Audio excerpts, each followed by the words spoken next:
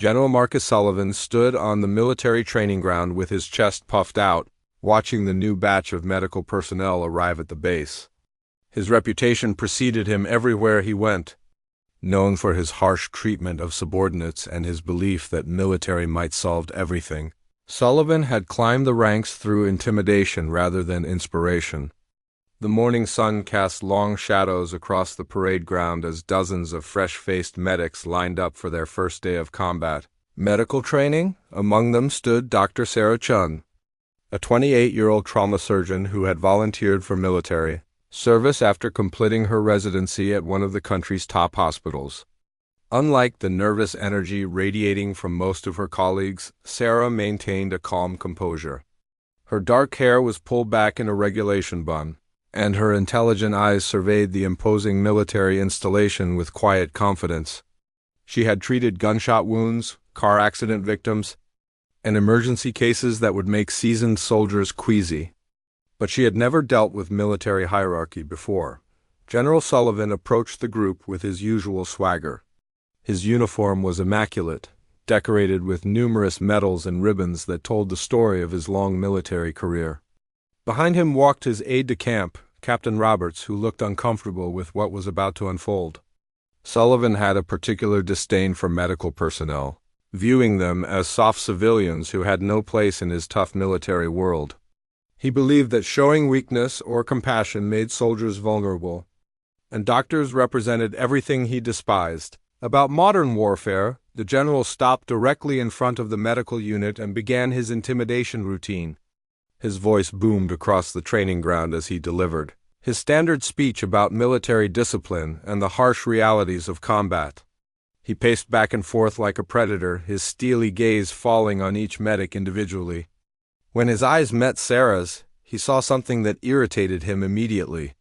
She didn't look away or show the fear he was accustomed to seeing.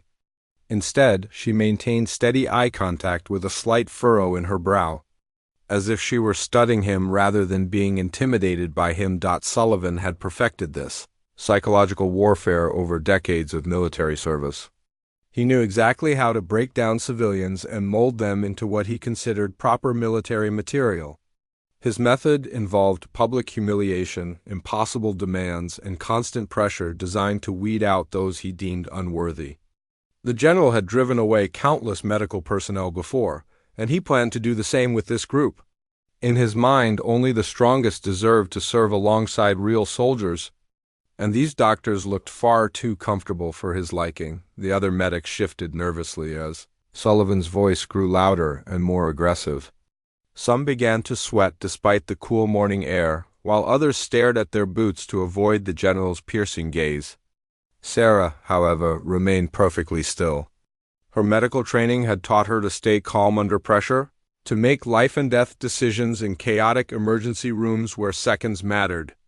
This bombastic display seemed almost theatrical compared to the real-world trauma she had witnessed in civilian hospitals. Captain Roberts checked his watch nervously, knowing that the general's morning routine was about to escalate. He had witnessed this same scenario play out dozens of times before, and it rarely ended well for the new arrivals. The captain secretly hoped that this group might be different, that perhaps one of them would have the backbone to stand up to Sullivan's bullying tactics. He had grown tired of watching good medical professionals leave the service because of one man's toxic leadership style. As Sullivan continued his intimidation campaign, he began to focus more intently on Sarah. Something about her composure challenged his authority in a way that made his jaw clench with frustration. He was used to immediate submission, to seeing people crumble under his verbal assault. But this woman stood there like a statue, absorbing his words without visible reaction. Her steady breathing and relaxed shoulders suggested someone who had faced real pressure before, someone who understood that this was merely a performance designed to establish dominance. The morning wind picked up slightly, causing the American flag to flutter more vigorously on its pole. Other soldiers going about their morning duties began to slow their pace and watch the unfolding scene with interest. Word had already spread through the barracks that the new medical unit had arrived, and many were curious to see how they would handle their first encounter with the notorious General Sullivan. Some veterans placed silent bets on how long it would take before the first medic requested a transfer. Sarah's mind was already working, analyzing the situation from multiple angles. She recognized the pattern of behavior immediately from her psychology courses and her experience dealing with difficult patients and their families. This was textbook intimidation, designed to establish a power dynamic through fear rather than respect. She had seen similar tactics used by senior surgeons against medical students, and she had learned long ago that the best response was often no response at all. Let the storm pass, she thought, and then demonstrate competence through action rather than words. General Sullivan's frustration reached a boiling point as he noticed Sarah's unwavering composure. Her calm demeanor felt like a direct challenge to his authority, and he decided it was time to escalate his tactics. He strode directly toward her, stopping just inches from her face in a classic intimidation move that had worked countless times before. The other medics instinctively stepped back, creating a small circle around the confrontation that was about to unfold. "What's your name, soldier?" Sullivan barked, his voice echoing across the training ground. His breath was hot against Sarah's face, and she could smell the coffee and aggression that seemed to define his morning routine. Still, she maintained her professional composure, her hands clasped behind her back in a respectful military stance that she had quickly observed from watching the other personnel on base. "Dr. Sarah Chun." "Sir," she replied in a clear, steady voice that carried just the right amount of respect without showing fear. Her tone was the same one she used when speaking to hospital administrators or family members in crisis situations. It was professional, confident, and completely unruffled by the general's aggressive posture. Sullivan's eyes narrowed as he studied her face, searching for any crack in her armor. He had expected her to stutter, to show some sign of nervousness or submission that he could exploit. Instead, he found himself looking into the eyes of someone who had clearly seen worse things than an angry general throwing a tantrum. This realization only fueled his anger further. As he interpreted her calm as disrespect for his rank and authority, the general began circling Sarah like a shark, his voice growing louder with each word. He launched into a tirade about military discipline, respect for authority, and the dangers of thinking civilians could simply waltz into military service without paying their dues. His words were designed to humiliate and break down her confidence in front of her peers, a tactic he had perfected over years of dealing with what he considered soft recruits. Other soldiers had begun to gather at a respectful distance, drawn by the commotion and the rare sight of someone standing up to General Sullivan's intimidation tactics. Among them were several veteran medics who had survived their own encounters with the general months or years earlier. They watched with a mixture of concern and curiosity, wondering if this new doctor would crumble like so many others or if she possessed something different that might help her weather the storm. Captain Robert stepped forward slightly, ready to intervene if the situation escalated beyond verbal intimidation. He had seen the general's temper spiral out of control before, and he knew that his superior officer was capable of taking things too far when his authority was challenged. The captain's hand rested casually near his radio, prepared to call for backup if necessary. Though he hoped it wouldn't come to that, Sarah's medical training kicked in as she recognized the signs of escalating aggression in the general's behavior. His face was flushing red, his breathing had become shallow and rapid, and his movements were becoming more erratic. She had dealt with agitated patients and family members in emergency situations, and she knew that responding with equal aggression would only make things worse. Instead, she employed the de-escalation techniques she had learned in her psychiatric rotation. The morning sun climbed higher in the sky, casting shorter shadows and making the tension on the training ground even more palpable. The other medics stood frozen, unsure whether to maintain their formation or scatter to avoid becoming collateral damage in whatever was about to happen.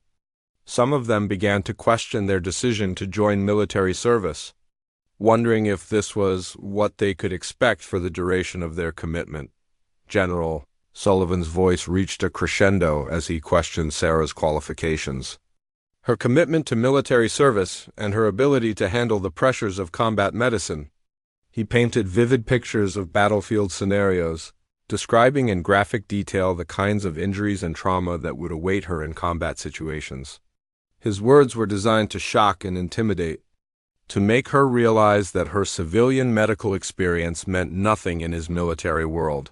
Throughout the verbal assault, Sarah maintained her stance and her composure. Her mind was already formulating responses to each of his challenges, drawing on her extensive trauma surgery experience and her knowledge of combat medicine from her recent training courses. She had spent countless hours studying military medical protocols, specifically because she knew that battlefield medicine required different skills than hospital-based trauma care. But she also knew that explaining her qualifications would likely be interpreted as arguing with a superior officer. The general's aide-de-camp watched nervously as his superior officer worked himself into a frenzy. Captain Roberts had seen this pattern before, and he knew that Sullivan was building towards something dramatic. The captain began to worry that the general might be preparing to do something that would reflect poorly on the entire unit, or worse, something that might result in official complaints being filed against him.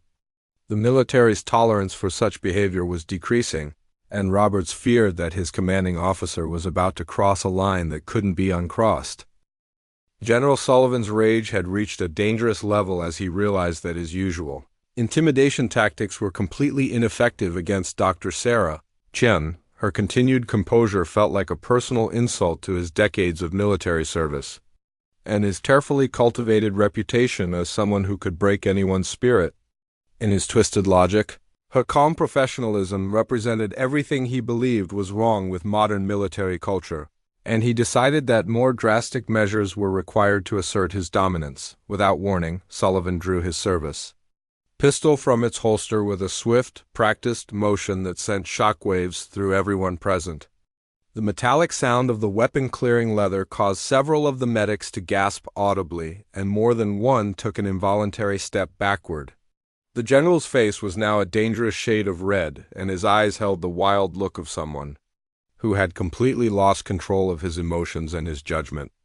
Captain Roberts immediately stepped forward, his own hand moving instinctively toward his sidearm as his training kicked in. "Sir, I don't think this is necessary," he said in a carefully controlled voice, trying to de-escalate the situation before it spiraled completely out of control. The captain's heart was racing as he realized that his commanding officer was about to do something that would end both their careers and potentially land them both in military prison. The gathering crowd of soldiers froze in place, unsure whether to flee, intervene, or simply bear witness to whatever was about to unfold. Some of the more experienced veterans recognized the signs of a complete breakdown in military discipline and began quietly radioing for senior officers who might be able to stop the general before he did something irreversible. The morning air seemed to crackle with tension as everyone waited to see what Sullivan would do next. Sarah's medical training and experience with psychiatric emergencies allowed her to maintain her composure even as the situation escalated beyond anything she could have imagined.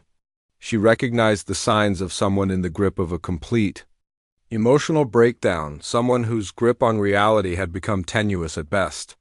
Her mind was already calculating distances and escape routes while simultaneously trying to find words that might help defuse the situation without triggering further violence. General Sullivan raised his pistol and pointed it directly at a nearby target post, his finger hovering dangerously close to the trigger. His breathing was rapid and shallow, and sweat had begun to bead on his forehead despite the cool morning air. "You think you're tough enough for combat medicine?" he screamed at Sarah, his voice cracking with emotion. "You think you're fancy civilian? Training means anything out here?" The general's hand trembled slightly as he held the weapon, and Sarah could see that he was struggling to maintain control of both his emotions and his motor functions. She had seen similar reactions in patients experiencing severe psychological stress, and she knew that people in this state were capable of making decisions they would regret for the rest of their lives. Her medical oath compelled her to try to help, even if the person in crisis was actively threatening her. Without any further warning, Sullivan pulled the trigger. The sharp crack of gunfire echoed across the training ground as the bullet struck the wooden target post with a loud thunk. Before anyone could react, he fired again and then again until he had discharged 5 rounds in rapid succession. Each shot sent tremors through the crowd of observers, and several of the newer medics dropped to the ground instinctively, their civilian reflexes kicking in as they sought cover from what they perceived as an active shooter situation. The acrid smell of gunpowder filled the air, and for a moment, the entire training ground was silent except for the ringing echoes of the gunshots bouncing off the surrounding buildings. Sullivan stood there with the smoking pistol still in his hand, his chest heaving as he struggled to catch his breath. His wild eyes swept across the crowd, finally settling on Sarah, who had remained standing throughout the entire display. Captain Roberts was already reaching for his radio, knowing that he would have to report this incident immediately to higher command. The general had just displayed conduct unbecoming of an officer in front of dozens of witnesses, and there would be no way to cover up or minimize what had just occurred. Military careers had been ended for far less serious infractions than what he had just witnessed. The other medics slowly began to rise from their defensive positions, looking around nervously to make sure the immediate danger had passed. Many of them were visibly shaking, their faces pale with shock and disbelief at what they had just experienced. Some were already mentally composing resignation letters, convinced that they had made a terrible mistake in joining military service. If this was the kind of leadership they could expect, Sarah, however, remained exactly where she had been standing throughout the entire incident. Her posture was unchanged, her breathing remained steady, and her expression showed neither fear nor anger, but rather something that looked remarkably like professional concern. She had seen enough psychological emergencies to recognize that the general was in the grip of something beyond simple anger or frustration, and her medical instincts were beginning to override her sense of self-preservation. General Sullivan's confusion deepened as he processed Dr. Chun's words and her obvious concern for his welfare. In his decades of military service, no one had ever responded to his intimidation tactics with genuine medical concern, and the unexpected reaction was disarming in a way that caught him completely off guard. The anger that had been driving his behavior began to drain away, replaced by a growing awareness of his physical symptoms and the realization that something was seriously wrong with his body. "I feel ... Sullivan started to say, then stopped abruptly as a sharp pain shot through his left arm. His face went pale, and the hand holding his pistol began to tremble more violently. The weapon slipped from his fingers and clattered to the ground, the sound echoing across the now silent training ground. He pressed his right hand against his chest, his breathing becoming even more labored and irregular. Sarah immediately recognized the symptoms she was observing and moved into full medical mode without hesitation. "Someone call for a medical team now?" she commanded with the authority of someone who had spent years managing emergency situations. Her voice carried across the training ground with clarity and urgency that cut through everyone's confusion and galvanized them into action. She moved quickly toward the general, her professional instincts overriding any concern for military hierarchy or protocol. Captain Roberts fumbled for his radio, his hands shaking as he tried to process what was happening. "Medical emergency on the main training ground," he spoke into the device, his voice tight with stress. "We need an ambulance and full medical team immediately." The irony of the situation was not lost on him. The very medics Sullivan had been trying to intimidate were now the only people on base qualified to help him. Dr. Chun reached Sullivan just as his knees began to buckle. She caught him under his arms and helped him sit down on the ground, her medical training taking over completely as she began her assessment. "General, I need you to try to stay calm. You're experiencing what appears to be cardiac distress, and we need to monitor your condition until help arrives." Her voice was professional and reassuring, the same tone she used with heart attack patients in the emergency room. The other medics, who had been frozen in shock just moments before, suddenly sprang into action. Their medical training kicked in as they realized they were witnessing a genuine emergency rather than a training exercise gone wrong. Dr. Martinez, a cardiologist, rushed over with his field medical kit, while Dr. Thompson began checking Sullivan's pulse and blood pressure. The intimidating general who had been terrorizing them minutes earlier was now their patient, and their professional obligations superseded any personal feelings about his behavior. Sullivan's breathing became increasingly shallow as the cardiac event progressed. The realization that he was experiencing a heart attack seemed to strip away all of his bluster and arrogance, leaving behind a frightened man who was suddenly very aware of his own mortality. "Am I going to die?" he whispered to Sarah, his voice barely audible and completely devoid of the commanding authority it had possessed earlier. "Not if we have anything to say about it," Sarah replied firmly, her hands working efficiently to check his vital signs and assess his condition. She had treated hundreds of heart attack patients, and while his symptoms were serious, they were far from hopeless if treated promptly and properly. "Dr. Martinez, what's his blood pressure reading? And someone needs to get me an aspirin and prepare for possible CPR if his condition deteriorates." The crowd of observers had grown larger as word of the medical emergency spread throughout the base. Senior officers began arriving on the scene, their faces showing confusion and concern as they tried to understand how a routine training session had resulted in their commanding officer suffering a cardiac event on the ground surrounded by the medical personnel he had been intimidating. The irony of the situation was lost on no one present. Base medics arrived with a stretcher and emergency equipment, but they quickly deferred to the civilian doctors who were already treating the patient. Sarah coordinated the response with the efficiency of someone who had managed countless emergency situations, directing the placement of monitoring equipment and preparing Sullivan for transport to the base hospital.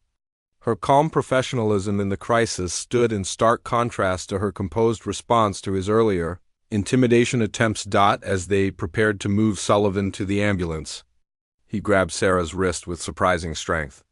"Doctor," he said, his voice hoarse and strained, "I'm sorry for what I did earlier.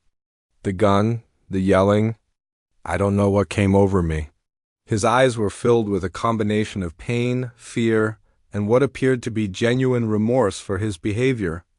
The heart attack had stripped away all pretense and left him confronting the reality of his actions. Sarah looked down at him with the same professional compassion she showed all her patients. "General, right now the only thing that matters is getting you the medical care you need. We can talk about everything else after you're stable and recovering." Her response was pure medical professionalism, focused entirely on his immediate health needs rather than the dramatic events that had precipitated the crisis. The ambulance crew took over Sullivan's care as they loaded him onto the stretcher for transport to the base hospital. As the vehicle pulled away with lights flashing and sirens wailing, the training ground fell silent once again. The assembled medics and soldiers stood in stunned silence, processing what they had just witnessed and trying to understand how a routine intimidation session had escalated into a life-threatening medical emergency that revealed the true character of everyone involved. The silence that followed General Sullivan's 5 gunshots was deafening, broken only by the sound of his labored breathing and the distant hum of base operations continuing in other parts of the facility. Everyone present was processing what they had just witnessed, trying to understand how a routine intimidation session had escalated into what appeared to be a complete breakdown of military discipline and professionalism. The general still held his smoking pistol, his eyes darting between Sarah and the target post he had just riddled with bullets. Dr. Sarah Chun took a small step forward, her movement so subtle that most observers didn't even notice it. Her medical training had kicked in fully now, and she was no longer seeing an angry general trying to intimidate her. Instead, she was looking at a patient in crisis, someone who was clearly experiencing symptoms that went beyond simple anger or frustration. Her years of emergency medicine had taught her to recognize the signs of severe psychological distress, and everything about Sullivan's behavior was setting off alarm bells in her professional mind. "General Sullivan," Sarah said quietly, her voice cutting through the tension with surprising clarity and gentleness. She spoke in the same calm, reassuring tone she used when dealing with agitated patients in the emergency room, a voice that had helped countless people through their worst moments. "Sir, I think you might want to holster your weapon now. You've made your point about combat readiness quite effectively. The general's head snapped toward her, his eyes wide with what appeared to be confusion rather than anger. For a moment, he seemed to be looking at her as if he wasn't quite sure where he was or what he had just done. The hand holding his pistol began to shake more noticeably, and Sarah could see beads of sweat forming on his upper lip. These were classic signs of someone coming down from an adrenaline surge. Possibly complicated by other underlying issues, Captain Roberts remained frozen in place, unsure whether to follow military protocol and attempt to disarm his superior officer or to let the situation play out naturally. He had never encountered anything like this in his years of service, and the protocols he had learned in officer training school had never covered scenarios where a general appeared to be having some sort of psychological breakdown in front of subordinates. His hand hovered near his radio, ready to call for backup, but he hesitated to take action that might further escalate the situation. The crowd of soldiers and medics began to shift nervously as they realized that the danger might not be over yet. Some of the more experienced veterans quietly began moving the newer recruits further away from the immediate area, using hand signals and subtle movements to create more space without drawing attention to their actions. The tension in the air was thick enough to cut with a knife, and everyone was acutely aware that they were witnessing something that would be talked about on base for years to come. Sarah took another small step forward, her movement deliberate and non-threatening. She had dealt with armed patients before, including veterans suffering from PTSD who had brought weapons into the emergency room during psychological crises. The key was always to appear calm and non-confrontational while gradually establishing trust and rapport. "General, you look like you might be experiencing some discomfort. Are you feeling all right, sir?" Something in Sarah's tone seemed to penetrate the fog of whatever was affecting Sullivan's judgment. His breathing began to slow slightly, and the wild look in his eyes started to fade, replaced by something that looked almost like confusion or embarrassment. The pistol in his hand lowered a few inches, though he still maintained his grip on the weapon. His face was beginning to return to a more normal color, though he continued to sweat profusely. "I'm fine," Sullivan said, though his voice lacked the commanding authority it had possessed just minutes earlier.